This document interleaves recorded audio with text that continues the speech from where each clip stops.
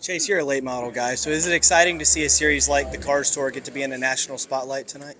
Yeah, for sure. No, super exciting. I think that you know I've been I've been in those races. Where you're at these tracks that share a Cup weekend or the Cup cars are racing there at some point. I think it always means a little more. And certainly draws a good car count and a good crowd and. Made a lot of fun for me. I would have to imagine it's the same nowadays. Having been in that position before, what kind of pressure is on those guys that are trying to make their name and getting an opportunity on national television? I don't necessarily know that there's any more pressure. I mean, those guys race a lot, but I think it's just a really cool venue to do it, on a fun weekend, and hopefully they look at it that way too. Your sponsor Prime. We'll see where it goes. Have you? On the subject of late models, you entered the ASA race at Hickory next Thursday. I believe you've run that race in the past. So, what is it about ASA and what is it about Hickory that kind of suits your fancy? Just on a Thursday night, on a week where it's close.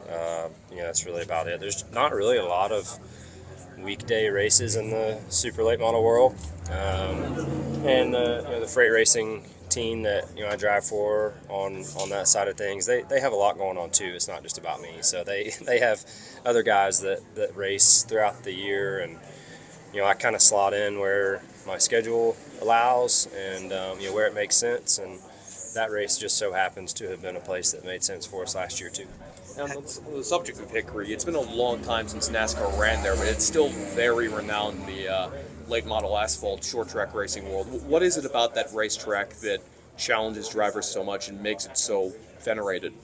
I think it attracts a lot of good, talented race car drivers and teams too, just because it's so close to Charlotte, and that kind of being the hub for everybody. A lot of healthy car counts and parts and pieces that migrate around.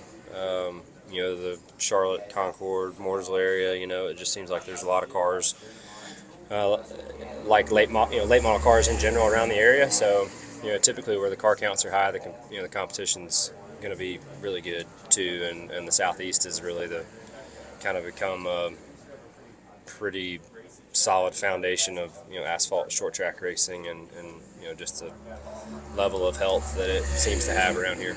Steven Stump of Frontstretch.com here. Come back for more great racing videos, and if you like us, don't forget to hit that subscribe button.